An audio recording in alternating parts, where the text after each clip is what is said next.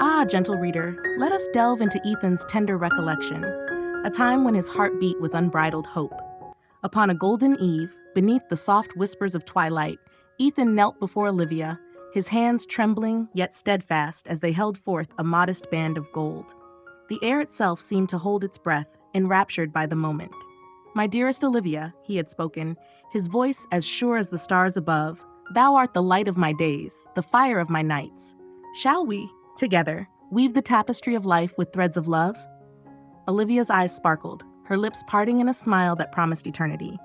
"Yes," she whispered, her voice like a melody of spring. In that moment, Ethan saw not a future fraught with trials, but a path paved with laughter, unity, and boundless joy. Yet how cruel a jest fate would soon play. In those halcyon days of their union, Ethan and Olivia lived as if the world itself conspired to grant them bliss.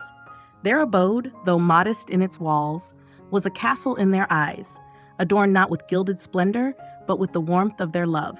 Each corner whispered tales of their laughter, each shadow danced with their shared dreams. When the sun dipped below the horizon, painting the heavens with hues of amber and crimson, they would sit together by the wide window, gazing at the city lights. "Ethan," Olivia would say, her voice as soft as twilight's breeze, "someday I wish to see the world, not through pictures, but with thee by my side." And Ethan, ever the dreamer of her dreams, would nod and speak of journeys to lands unknown, where their footsteps would carve new memories. Their evenings were filled with simple pleasures, the aroma of freshly brewed coffee mingling with the faint hum of jazz, the clink of wine glasses as they toasted to tomorrow's promises, the gentle rustle of pages as they shared their favorite books. "We shall build an empire of joy," Ethan once declared, his arm around Olivia as they sat on the worn couch that bore witness to their every whispered hope. Their laughter rang freely, echoing through the rooms like the music of a blessed symphony. They spoke of children yet unborn, of travels yet unmade, and of a future that seemed as boundless as the night sky.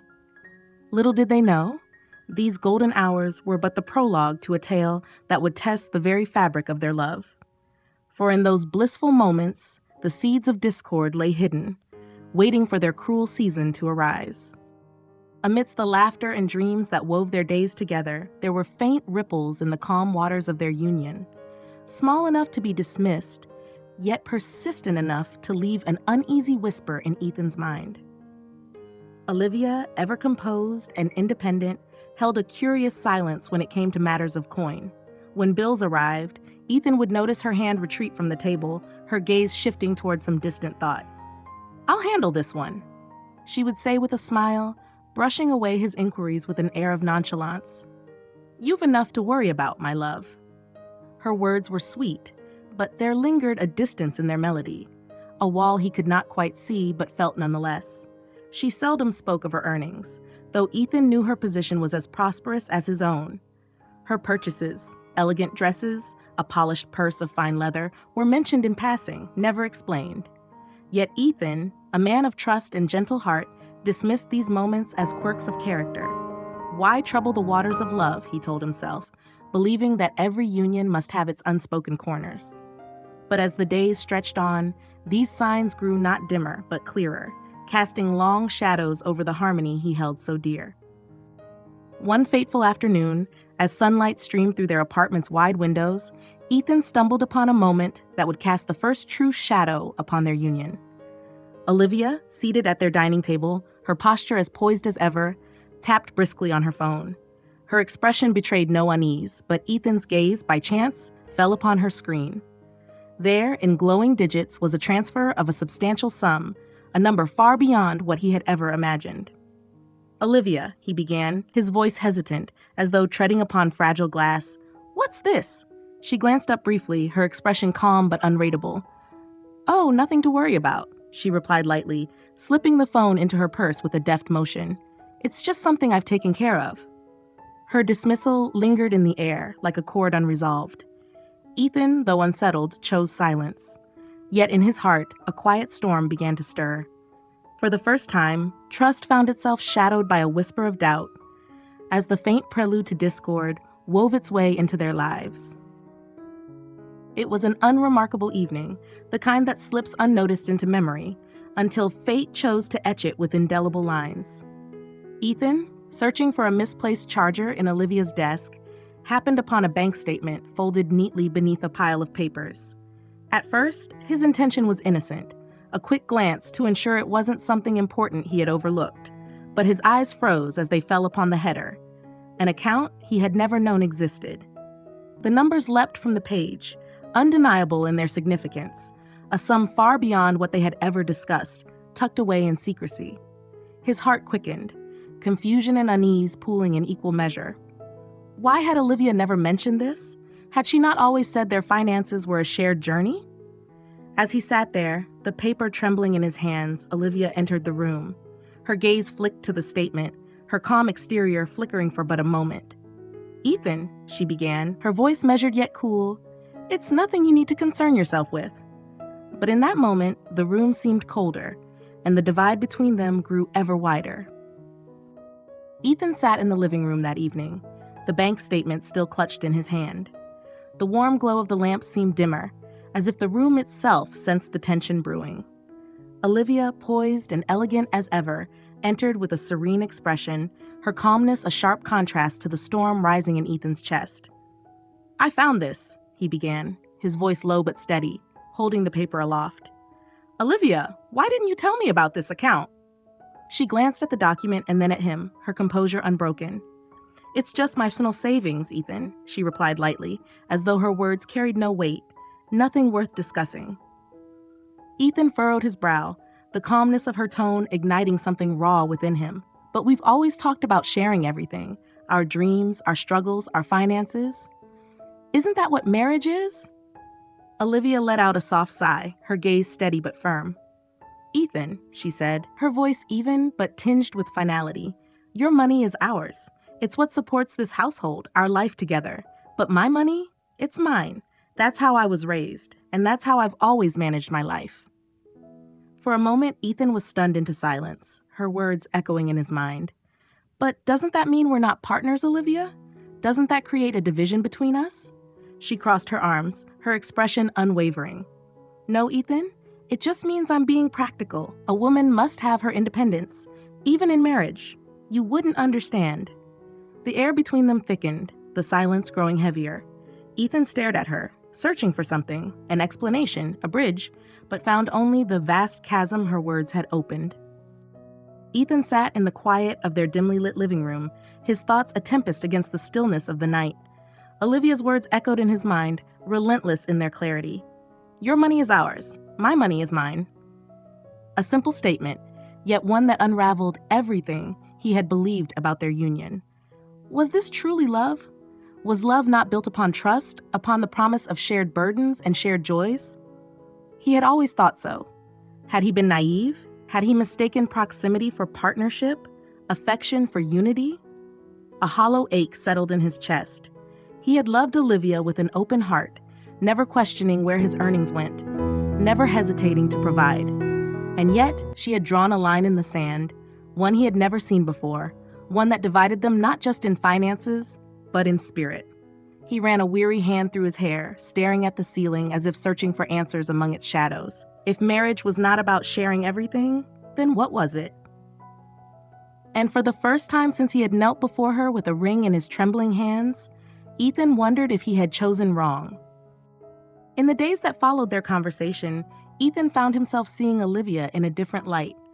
Not as the woman he had loved without question, but as someone whose choices now carried a weight he could not ignore.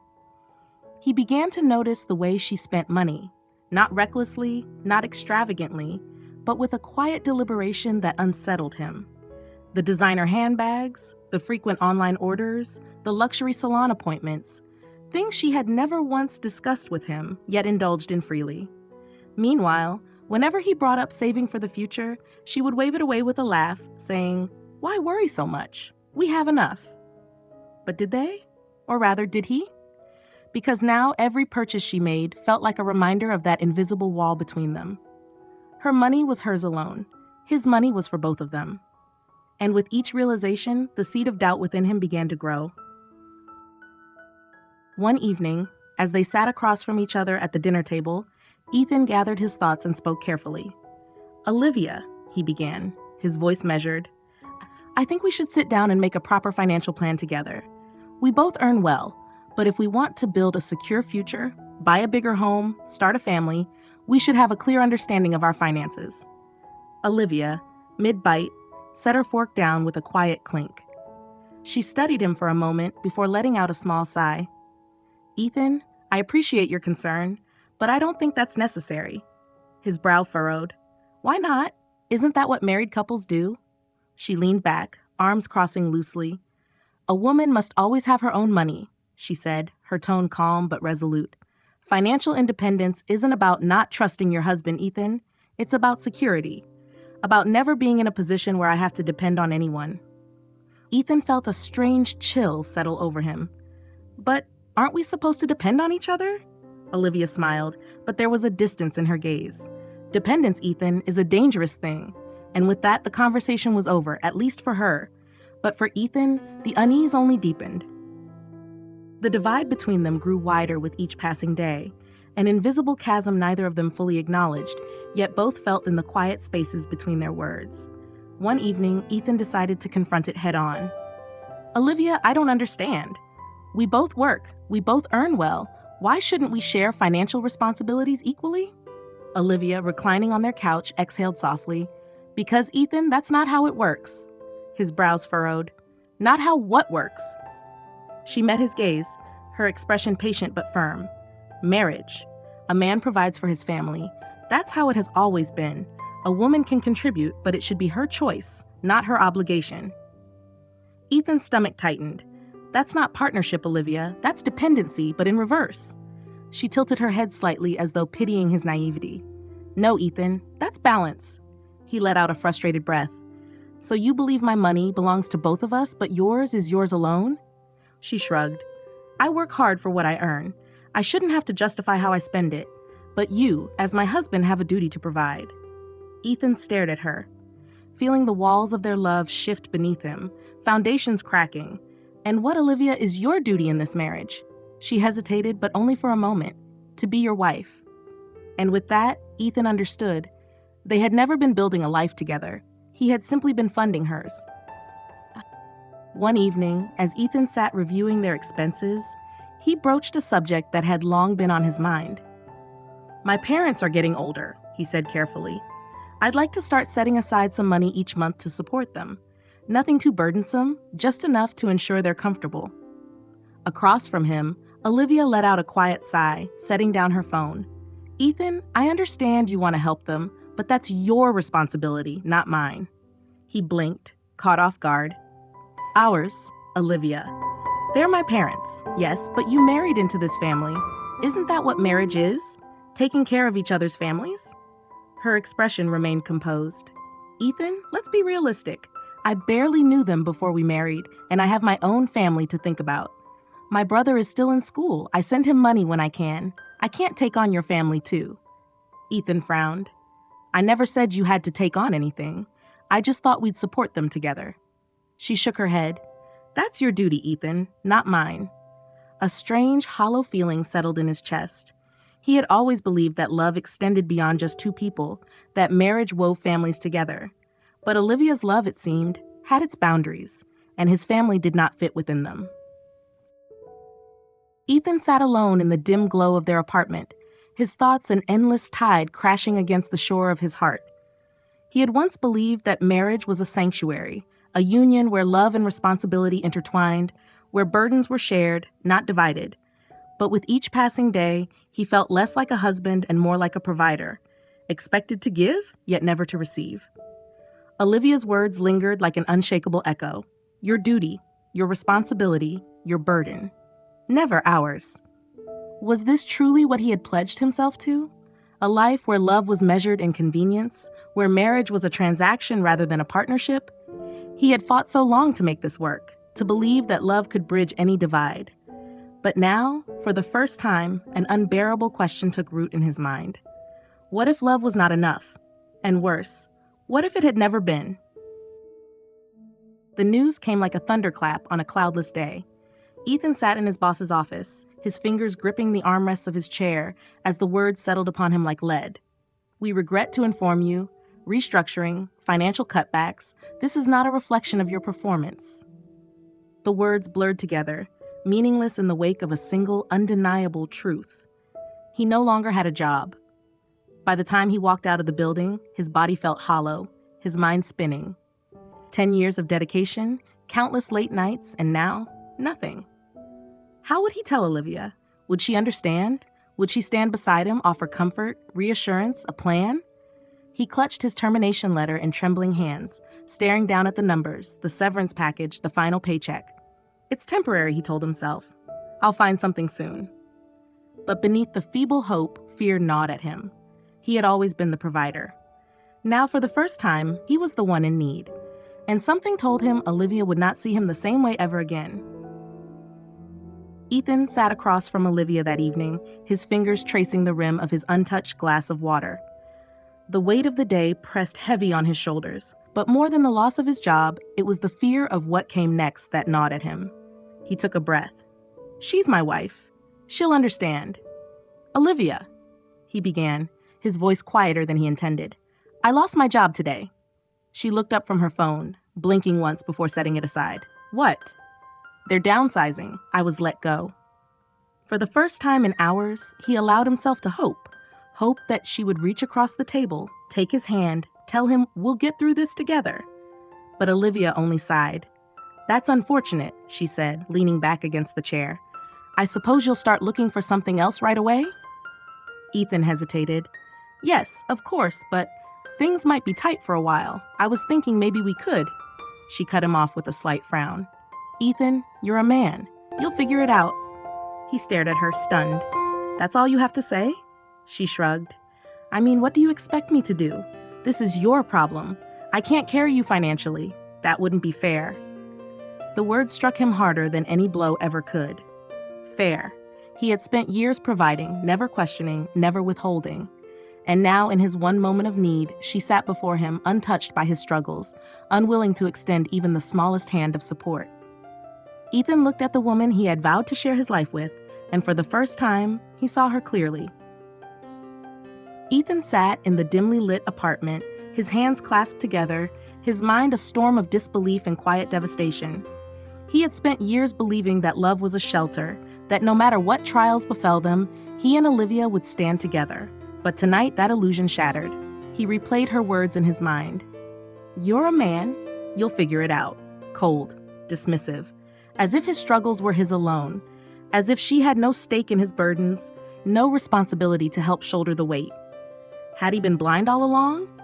Had their marriage never been about us, but only about him sustaining her?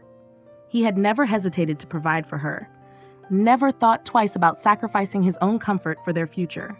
And yet, in his single moment of vulnerability, she had turned away, untouched, unmoved.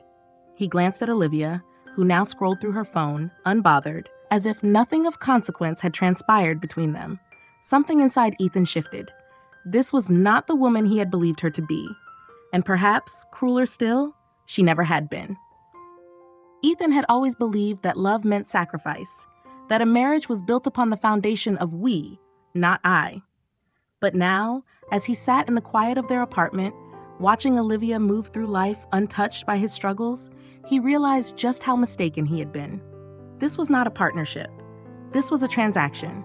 For years, he had given freely his time, his effort, his money, never questioning, never doubting that Olivia would do the same if the need arose. And yet, when the moment came, she had drawn the line with unwavering certainty.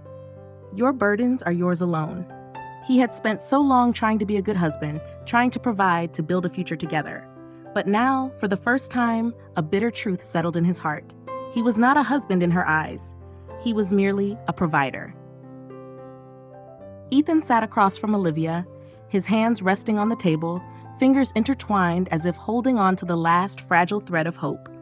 He had spent the night turning over every conversation, every moment they had shared, searching for some sign that he had misunderstood, that this marriage was not as unbalanced as it now seemed.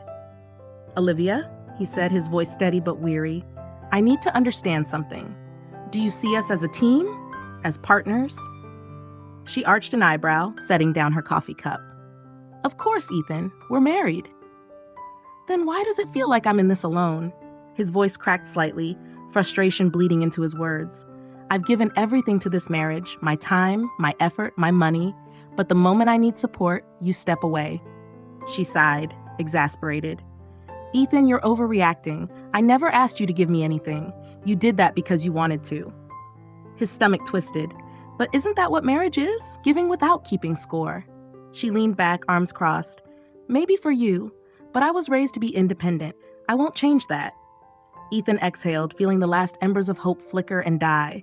She would never change, and now he knew he had to.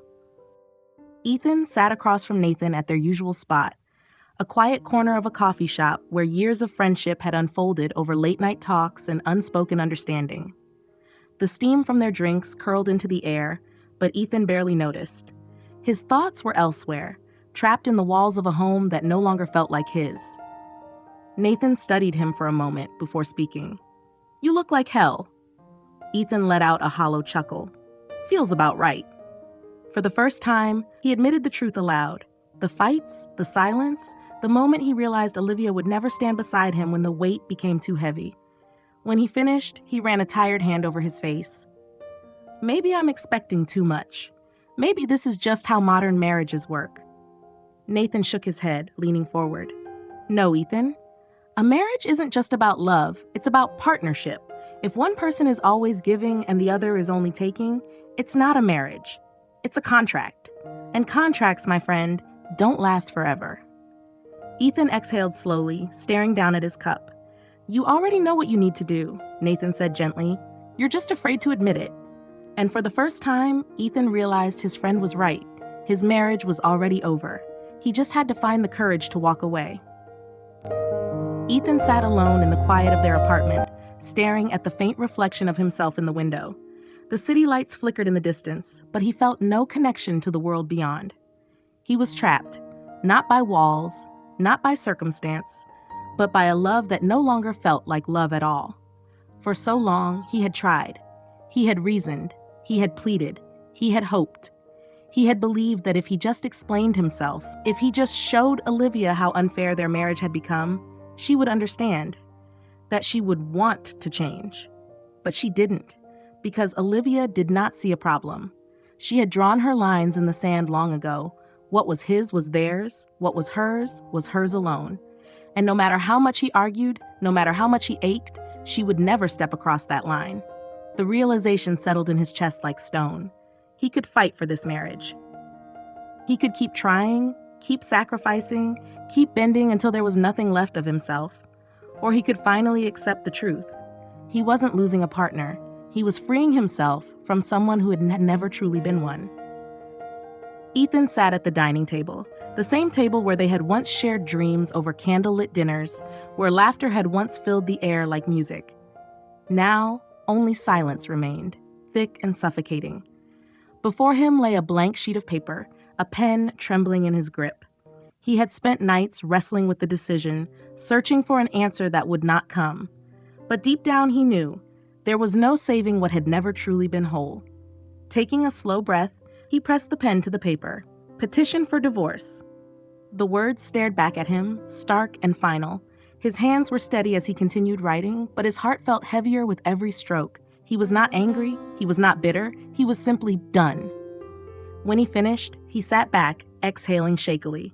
This was not a failure. This was freedom. For the first time in years, Ethan was choosing himself. Olivia stared at the crisp white document in her hands, her perfectly manicured fingers gripping the edges as if the paper might disintegrate beneath her touch. The words at the top burned into her mind. Petition for divorce. She blinked once, twice, as if the letters might rearrange themselves into something less final, something less real. But they did not. She looked up at Ethan, who stood across the room, his expression unreadable. You're serious? She asked, her voice quieter than she intended. Ethan nodded. There was no anger in his eyes, no bitterness, only a quiet resolve that sent a chill through her. Olivia let out a breathy laugh, shaking her head. I never thought you'd actually do it. Ethan met her gaze, steady and unwavering. Neither did I, he admitted, until I realized I was the only one holding on. For the first time, Olivia felt something she had never associated with him before: fear. Not fear of losing him, but fear of what it meant to be without him. Olivia, I never thought this would be how our story ends. I loved you, deeply, truly. I built my life around us, believing that love alone was enough to carry us through. But love, I've come to realize, is not just about feeling. It's about giving and receiving, about lifting each other in the hardest moments, about knowing that when one stumbles, the other will be there to catch them. But that was never us, was it? I gave, and you accepted. I carried, and you walked beside me, unburdened. You never saw marriage as a partnership, only as security. And I blindly, foolishly thought that one day you would see me as more than just a provider. But love is not a transaction, Olivia, and I cannot be a man measured by what I can give, rather than who I am. I need a partner, not an investor. By the time you read this, I will be gone. Not in anger, not in regret, only in the quiet understanding that we were never meant to last. Ethan. Ethan stepped out of the apartment for the last time, the cool evening air brushing against his skin like a quiet reassurance. The weight that had sat so heavily upon his chest for months, perhaps even years, was gone. He had expected to feel grief, to feel regret, to second-guess his choice as he walked away from the life he had built.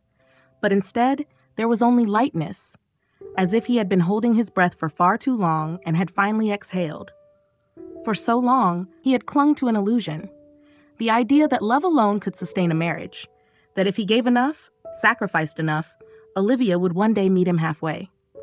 But love without partnership is only an empty promise, and he was done waiting for her to change. As he reached his car, he paused, glancing back at the apartment one last time. He had entered that place as a man in love. He left as a man finally free. To those who have loved, lost, and learned, they say money cannot buy love, but love, when tested by money, often reveals what words and gestures cannot. It exposes priorities, unveils expectations, and lays bare the unspoken truths that people may not even realize about themselves. Ethan loved Olivia. He believed that love alone was enough to sustain a marriage, that generosity would be met with gratitude, and that shared dreams meant shared burdens. But what he discovered was a truth many refused to see. Love without partnership is not love at all. Money did not destroy their marriage. It simply revealed what had always been there: a union built on imbalance, a love measured not in devotion but in obligation. So, dear reader, ask yourself, if wealth were stripped away, if struggle came knocking, would your love endure? For in the end, it is not money that defines a relationship. It is what remains when money is no longer in question. 2 years later. Olivia had moved on, or at least that was what she told herself. She had remarried a man of wealth, status, and certainty, a man who never asked her to share responsibilities, never questioned how she spent her money, never expected anything from her but presence and appearances. It was, in many ways, exactly what she had always believed she wanted. And yet, something was missing. She realized it one evening as she sat across from her husband at a lavish dinner, the candlelight flickering against polished silverware. He spoke of market trends, of luxury investments, of the next vacation they would take. She nodded, smiled at the right moments, played her part well. But as the conversation droned on, she felt a strange hollowness inside her. It was not like the night she had once shared with Ethan, when they would sit curled up on the couch, left laughing over nothing, dreaming about the future. It was different. It was transactional. And then, one autumn afternoon, fate played its cruel trick. She spotted Ethan through the window of a quiet cafe, sitting alone with a book in hand, a soft smile playing on his lips. He looked happy. Not just content, happy. A sudden tightness gripped her chest. For the first time in 2 years, Olivia wondered if in all her careful planning, she had lost the one thing she never even realized she needed. A love that had never needed conditions to exist. 2 years later, a different kind of love. Ethan never looked back. After the divorce, he rebuilt his life, not just in the financial sense, but in a way far deeper. He found himself again, piece by piece, free from the weight of a love that had only ever asked him to give without return. And then he met her.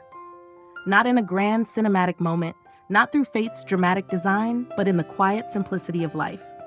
A conversation at a bookstore, a shared laugh over coffee, a connection that grew not from necessity, but from choice. Her name was Claire.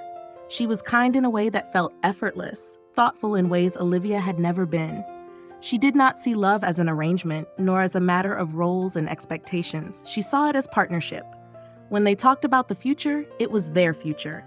When they spoke of money, of dreams, of burdens, it was always we, never you or me. She did not ask him to carry everything alone, nor did she fear standing beside him when the storms came. And in Claire's eyes, Ethan finally saw the love he had always believed in, a love that was not measured in wealth or obligation, but in the quiet, unwavering certainty of two people walking forward together. So when Olivia saw him again that autumn afternoon, when she realized he was truly happy, she also understood something else. He had finally found what she never could. A question that remains. Love is often spoken of as something pure, untarnished by material concerns, a force that transcends the weight of reality. But when vows are exchanged, when lives intertwine, the question of money inevitably arises. Should love be selfless, existing beyond notions of ownership and wealth? Or is it practical, bound to individual security and self-preservation? Ethan believed in partnership, that a marriage was a shared journey where burdens and blessings alike were carried together. He thought love meant giving, not because one had to, but because one wanted to. But Olivia saw it differently. Love was love, and money was money, never to be confused. Independence mattered more than interdependence, and security more than trust. So who was right? Can a marriage survive when wealth is divided, when mine and yours never truly become ours? Or is financial unity the only way to ensure that love does not become a silent battlefield of power and control? Perhaps there is no single answer. Perhaps in the end, the question is not about money at all. It is about trust, about what it means to truly stand beside someone, not just in the warmth of love, but in the weight of reality.